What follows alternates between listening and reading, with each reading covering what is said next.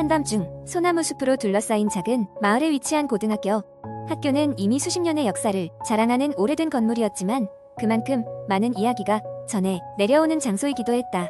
특히 여름방학이 시작될 무렵이면 어김없이 떠오르는 이야기가 있었으니 바로 음악실의 피아노 귀신 이야기였다. 이 학교의 음악실은 구석진 곳에 위치하고 있었고 밤이 되면 섬뜩할 정도로 적막했다. 학생들은 연습 도중 피아노, 건반이 저절로 울리거나 창가에서 검은 그림자가 스쳐가는 모습을 본다고 속삭였다. 학생들 사이에서는 이 피아노 귀신이 학교 초창기에 재직했던 음악 교사라는 소문이 돌았다. 그 교사는 학교에 헌신적이었고 학생들에게 음악에 대한 열정을 심어주었지만 어느 날 갑작스럽게 학교를 떠나야 했다. 그가 떠난 후부터 음악실에서 이상한 소리가 들리기 시작했고 몇몇 학생들은 그가 남자친구와 함께 자살했다는 낭설도 퍼져 있었다. 어느 무더운 여름날 용감하기로 소문난 몇몇 학생들이 음악실의 비밀을 풀어보겠다고 모였고 그 중에서도 유난히 호기심이 많던 한 학생인 수연은 선두에 섰다. 그녀는 손전등과 녹음기를 챙겨 들고 친구들과 함께 학교로 향했다. 모두가 학교에 모였을 때쯤 이미 밤 11시를 넘기고 있었다. 음악실로 향하는 동안 복도는 아무 소리도 없이 고요했고 학생들은 자연스럽게 수다를 떨며 긴장을 풀었다. 음악실 문을 여는 순간 차가운 공기가 그들을 감쌌다. 불투명한 유리창을 통해 달빛이 희미하게 들어와 건반 몇 개만을 비추고 있었고 여느 때처럼 피아노를 제외하고는 아무것도 없었다. 수연은 흐트러진 마음을 가다듬고 녹음기를 켰다. 방 안에는 피아노가 하나뿐이었다. 어수선한 침묵 속에서 학생들은 서로를 바라보며 미소를 띄우고 있었다. 귀신이 뭐 대단한 게 나와봐야겠어. 누군가 낮게 중얼거렸다. 1시간이 흐르기도 전에 학생들은 피곤함에 지쳐가기 시작했다. 실망감이 엄습했을 때쯤 수연은 피아노 위에 놓인 시계를 유심히 보게 되었다. 저 따위가 있었나? 그녀는 시계를 들어올려 보려고 다가갔지만 손이 닿기 직전 누군가의 손길이 다가오는 것을 느꼈다. 깜짝 놀란 그녀가 뒤를 돌아보니 친구들은 모두 제자리에 있었다. 그 순간 옆에 서 있던 피아노 건반이 천천히 저절로 눌러지기 시작했다. 방 안에는 음산한 땡 하는 소리와 함께 피아노가 단조로운 멜로디를 연주하기 시작했다. 학생들은 공포에 질렸고 어떤 이는 도망치려 하고 있었다. 하지만 수연은 꿈쩍도 하지 않으며 손에 들고 있던 녹음기를 피아노에 가까이 가져갔다. 그녀는 무언가 더 보이고 들릴지도 모른다는 희망을 품고 있었다. 그때 갑자기 창문이 강한 바람에 쾅하고 열리더니 누군가의 흐느낌이 바람을 타고 들려왔다. 급히 녹음기를 껐지만 이미 영혼들이 그들에게 말하고 있는 것 같았다. 수연은 빠르게 가방을 메고 친구들을 이끌어 방을 나섰다. 달빛 아래로 그들의 그림자가 길게 드리워졌다. 복도를 빠져나오면서도 끔찍하고도 구슬픈 멜로디는 여전히 귀가에 남아 있었고 마음속 깊은 늦가을에 찬 공기처럼 스며들었다. 그날 이후로 음악실을 다시 찾은 학생은 없었다. 수연과 친구들은 그날 밤에 이야기를 주변 친구들에게 전하며 더 이상 그 주위를 맴돌지 않았다. 그러나 매 여름밤만 되면 노곤한 열기와 함께 다시 피아노 귀신 이야기는 돌기 시작했고 그때마다 하나같이 말하곤 했다. 진짜 공포는 정확히 볼 수는 없지만 항상 거기에 있다. 두 번째 이야기. 어느 작은 마을에 평범한 가정집이 하나 있었다.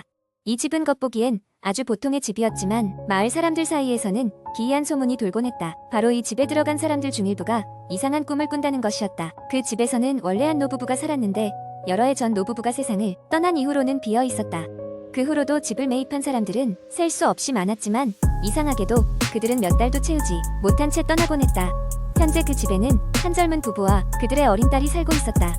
이들은 오래된 집임에도 불구하고 저렴한 가격에 매입할 수 있었고 처음에는 모든 것이 완벽했다. 집은 푸른 언덕 위에 있어 전망이 좋았으며 주변 이웃도 친절했다. 하지만 시간이 지날수록 특히 밤이 깊어질수록 부부는 뭔가 이상한 기운을 느끼기 시작했다. 처음에는 작은 소리들이었다. 밤이 되면 어디선가 가구를 끌거나 두드리는 소리가 들렸다. 부부는 처음에는 집이 오래되어서 나는 소리일 거라 생각했다. 하지만 시간이 지날수록 소리는 점점 더 명확해졌고 종종 그 방향이 분명히 특정 방을 향해 있는 듯했다. 그 방은 다름 아닌 노부부가 살았을 때 그들의 침실이었다. 어느 날 밤 부부의 딸인 소연이는 갑자기 잠에서 깨어나 울음을 터뜨렸다. 그녀는 부모에게 말했다. 엄마, 아빠, 늙은 할아버지와 할머니가 내 꿈속에 나왔어요. 그들이 나를 그 방으로 데려가려고 했어요. 너무 무서워요. 부모는 딸을 달래며 괜찮다고 안심시켰다. 하지만 그날 밤 부부는 말로 설명하기 힘든 불길한 느낌에 시달렸다. 얼마 후 가족은 드디어 문제의 방을 조사하기로 결심했다. 밤이 깊어 모든 것이 고요해지는 시각 부부는 캔들 하나를 들고 조심스럽게 그 방으로 갔다. 방을 열자 묘한 한기가 몰아쳐왔고 그들은 그곳에서 느껴지는 무언가가 있다는 것을 즉시 감지했다. 벽에는 오래된 사진들이 걸려 있었고 그 중에는 분명 그들의 딸이 말한 노부부의 사진도 있었다. 방 안쪽으로 들어가자 한쪽 벽에 숨겨진 작은 문을 발견했다. 그것은 처음 집을 조사할 때는 보지 못했던 것이었다. 문을 열어보니 어두운 계단이 아래로 이어져 있었다. 부부는 망설였지만 그 길고 좁은 계단을 따라 아래로 내려갔다. 지하실에는 오래된 여러 가지 물건들과 함께 낡은 일기장이 놓여 있었다. 일기장 안에는 그 노부부의 일상이 적혀 있었고 그들이 얼마나 외롭고 슬픈 말년을 보냈는지를 알 수 있었다. 특히 그들은 아이가 없었기에 더 외로웠던 것으로 보였다. 그런데 마지막 몇 페이지에는 매우 이상하고 불길한 내용들이 적혀 있었다. 그들은 아이를 데려와 이 외로운 집에서 함께 살고 싶어 했으며 어느 날인가는 그날을 기다리며 집에 남아있는 것들로 무언가를 준비한 듯한 글이었다. 그 글들을 읽으며 부부는 머리털이 곤두서는 듯한 소름을 느꼈다. 그 순간 위에서 문이 쾅 닫히는 소리가 들렸다. 부부는 깜짝 놀라 계단을 뛰어 올라갔지만 문은 잠겨 있었다. 밖에서는 어린 딸의 목소리가 들렸다. 엄마, 지금 나오면 안 돼. 그들이 여기 있어. 부부는 자신의 귀와 의식을 믿을 수 없었지만 곧 이상한 평온함이 마음 한 구석에서 퍼져나오는 것을 느꼈다. 그들은 서로를 바라보고 조용히 미소 지었다. 그 순간 그들은 그 노부부의 외로움과 슬픔을 조금은 이해하는 듯했다. 한참 뒤 아래층에서 다시 불이 켜지고 가족은 이상하리만큼 평온한 밤을 지냈다. 그 후 그 집에서는 더 이상 이상한 소문이 돌지 않았다. 부부와 그들의 딸은 그곳에 오랫동안 행복하게 살았다. 하지만 마을 사람들은 여전히 그 집을 지나갈 때마다 방 안에 걸린 노부부의 사진 속에서 환한 미소가 더욱 선명해졌다고 느꼈고 언제나 그 집을 오싹한 시선으로 바라보곤 했다. 하지만 누구도 그 집에 무슨 일이 있었는지 정확히 알지 못했다. 그저 이상한 꿈을 꿨다는 소문만이 여전히 돌아다닐 뿐이었다. 이 이야기는 공포 속에도 어딘가 안타까움과 평온함이 묻어있는 마을의 많은 전설 중 하나로 남았다.